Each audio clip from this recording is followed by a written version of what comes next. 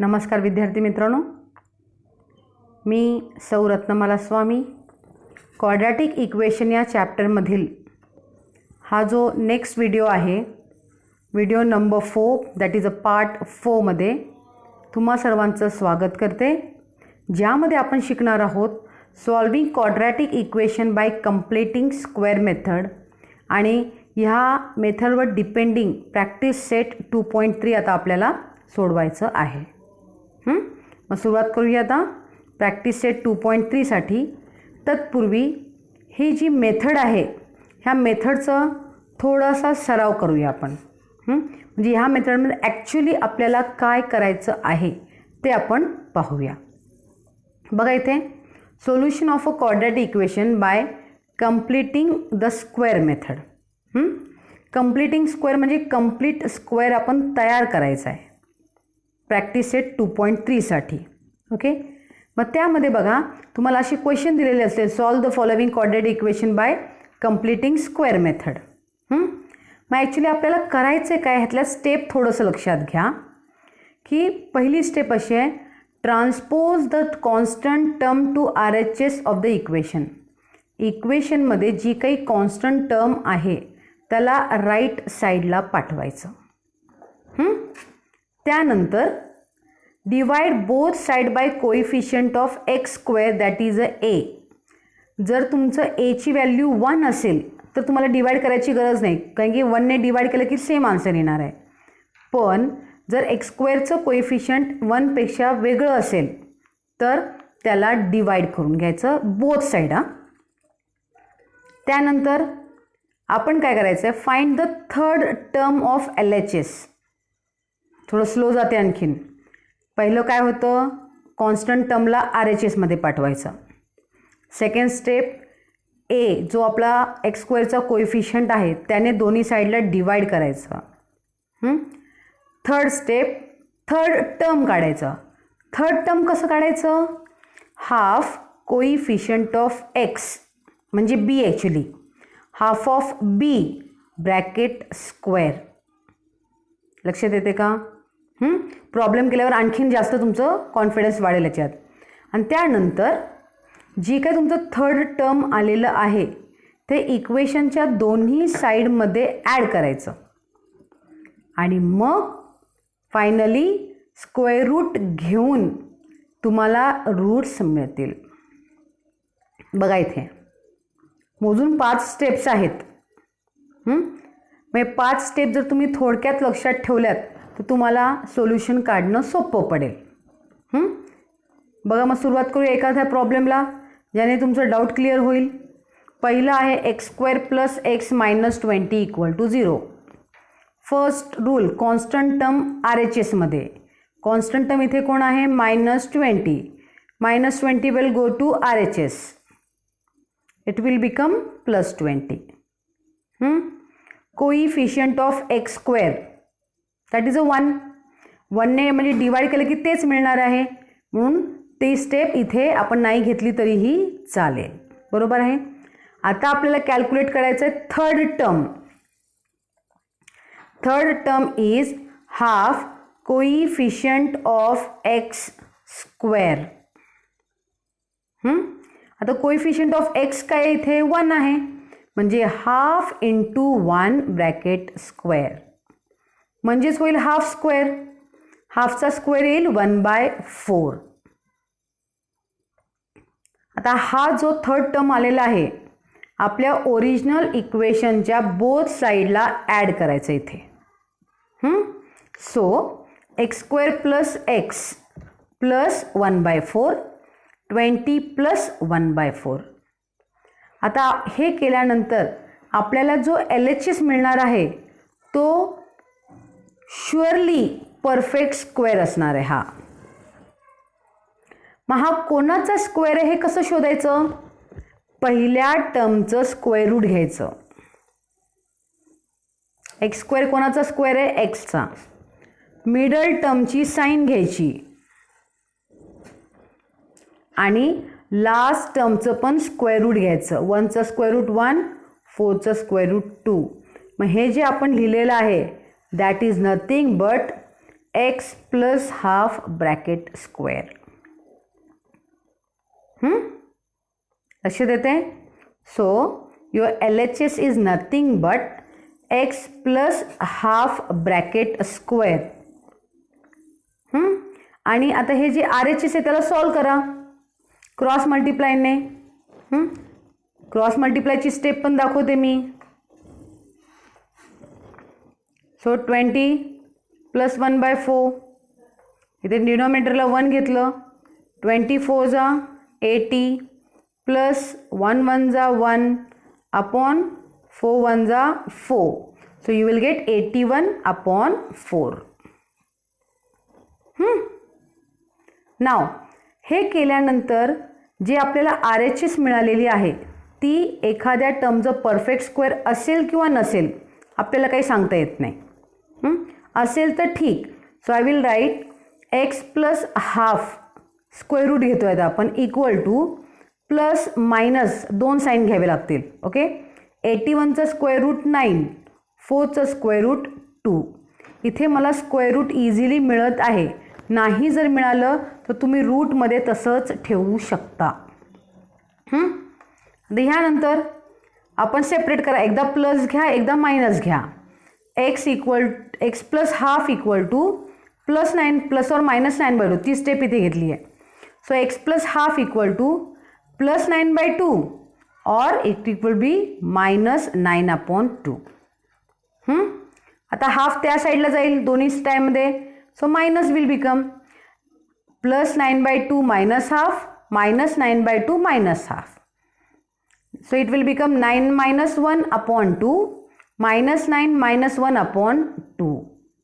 So x will become 8 upon 2 or minus 10 upon 2. So x will become 4 or minus 5. So 4 and minus 5 are solution of the given equation. आपण केले काय? पहिलं आपण काय केलं? Constant टर्मला RHS मध्ये आणलं. मग कोएफिशियंट ऑफ A तो होता इथे 1. 1 ने डिवाइड केलं. 1 असल्यावर डिवाइड करायची गरज नाही म्हणून ते केलं नाही आपण इथे. मग आपण कॅल्क्युलेट केलं थर्ड टर्म. तो थर्ड टर्म दोन्ही साईडला ॲड केला आणि पुढे स्क्वेअर रूट काढून सॉल्व केलं. थोडीशी तुम्हाला लेंदी वाटेल पण इझी मेथड आहे ही. Will continue next problem then. का थांबायचं थोडा वेळ? So I am moving to the next problem. X square plus 2x minus 5 equal to 0. Step 30 constant term to the RHS 5 झाला. Okay. Coefficient of x square 1 असेल काहीच करायचं नाही जाऊ द्या. मिडल टर्म किंवा थर्ड टर्म कॅल्क्युलेट करा. Half into coefficient of x. Coefficient of x किती आहे? 2. So half into 2 bracket square. हा हाफ हाफ मधला हा हाफ आणि हा 2 कॅन्सल होईल. So you will get 1 square. तर दोन्ही साईडला 1 ॲड करा. X square plus 2x plus 1 equal to 5 plus 1. आता हा जो LHS आहे ह्याचा स्क्वेअर रूट येईल x, ह्याची साईन प्लस ह्याचा square root 1. So x plus 1 bracket square. So that will become x plus 1 bracket square equal to 6.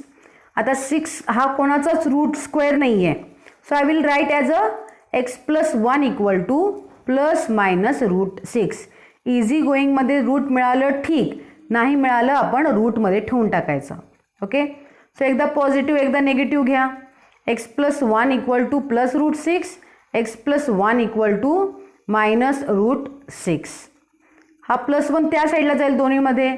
Minus 1 plus root 6 minus 1 minus root 6. Final answer. पुढे काही solve करायचं नाही आहे त्याला. झालं. So minus 1 plus root 6 minus 1 minus root 6 are the solution of given quadratic equation. पुन्हा सांगते square route easy गोईंगमध्ये निघत असेल ठीक आहे. Next problem.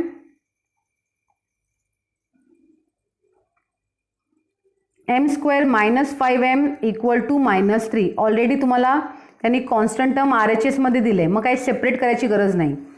Coefficient of M square पण 1 आहे. सेकंड स्टेप पण करायची गरज नाही आहे. डायरेक्टली कॅल्क्युलेट करूया third term. Half coefficient of M bracket square. So half coefficient of M -5 square, 5चा स्क्वेअर आणि -5चा स्क्वेअर आणि 2चा square, that will be 25/4. Adding both the side 25/4. मग तुमचं जे LHS असेल त्यामध्ये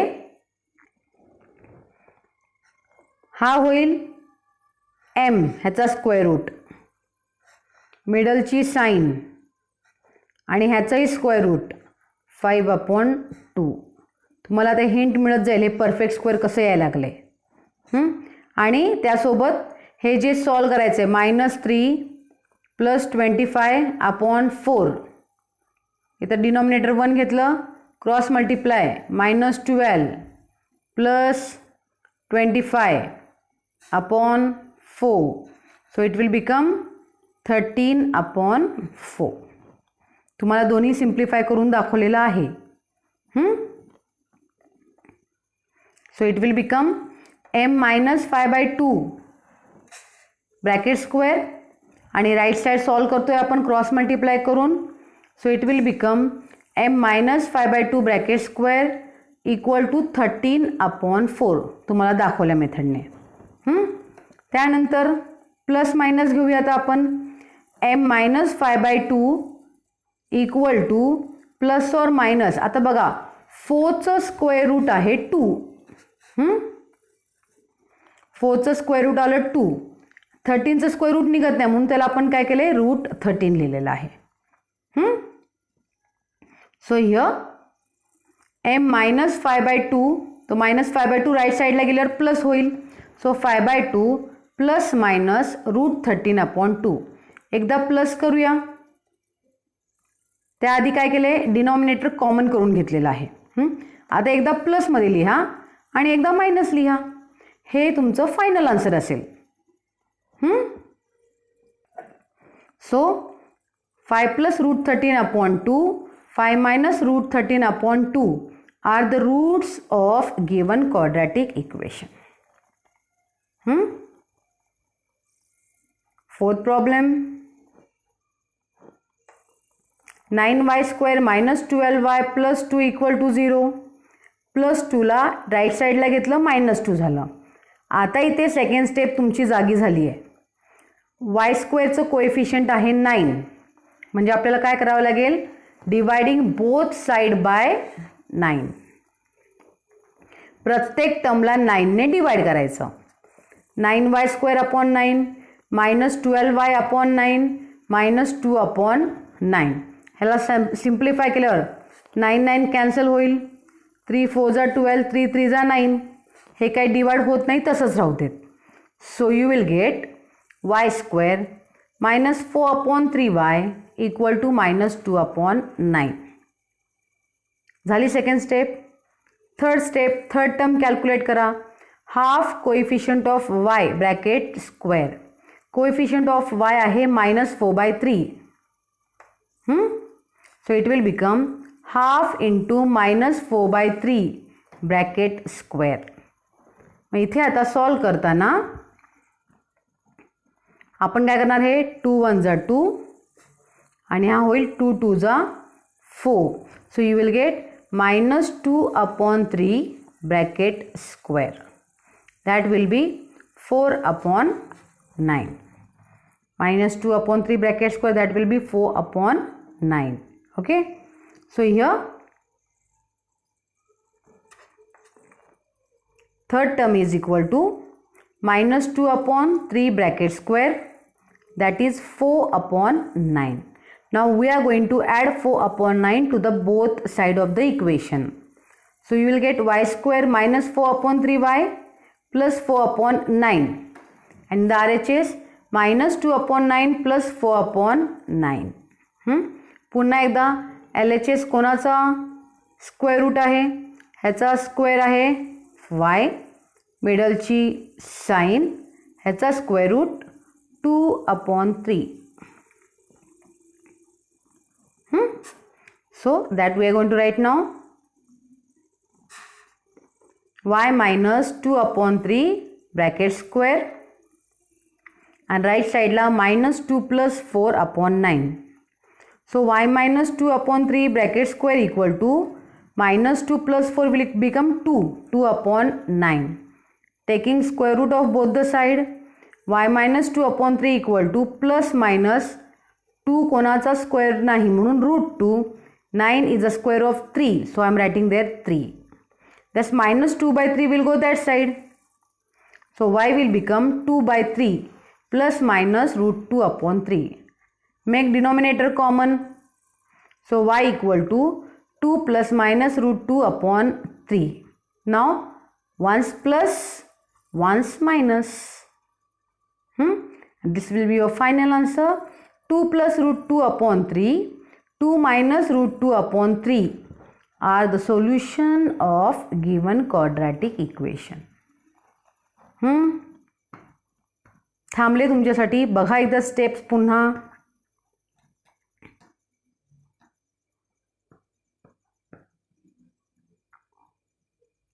फक्त प्रॉब्लेम मोठा आहे म्हणून काही कठीण आहे असं काही नाही. स्टेप त्याच आहेत.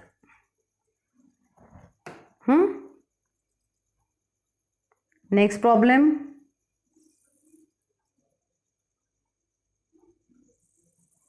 To y square plus 9y plus 10 equal to 0. पहिली स्टेप 10 इकडे ह्या बाजूला. Divide by 2 coefficient of y square. So 2y square upon 2, 9/2 minus 10/2. 2 cancel, y square plus 9/2y आणि इथे मायनस 10/2 डिवाइड होते. 2 5 10, so it will become -5. Middle term, sorry third term, half coefficient of y bracket square. So half 2 bracket square. So 9/4 bracket square.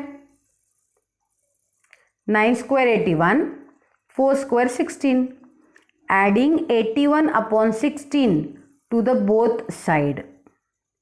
So y square plus 9/2y plus 81/6. And in the RHS,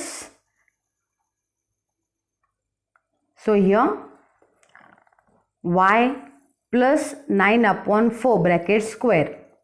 आणि RHS मध्ये cross multiply करा. 16 5 80 plus 81/16. So y plus 9/4 bracket square equal to 1/16.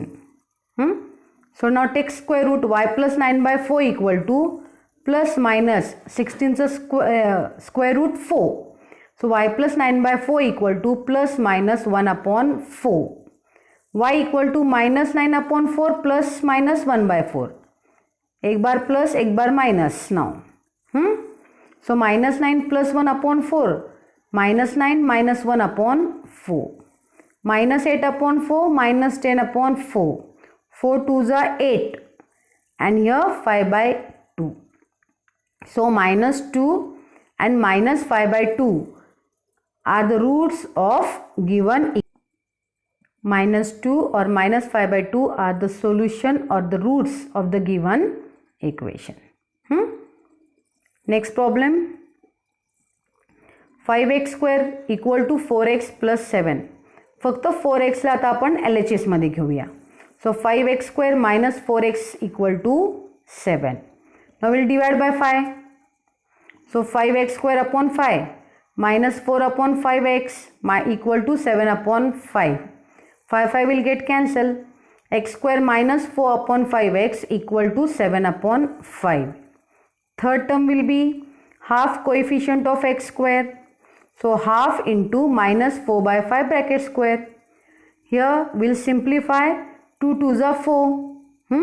So it will become minus 2/5 bracket square. That will be 4/5.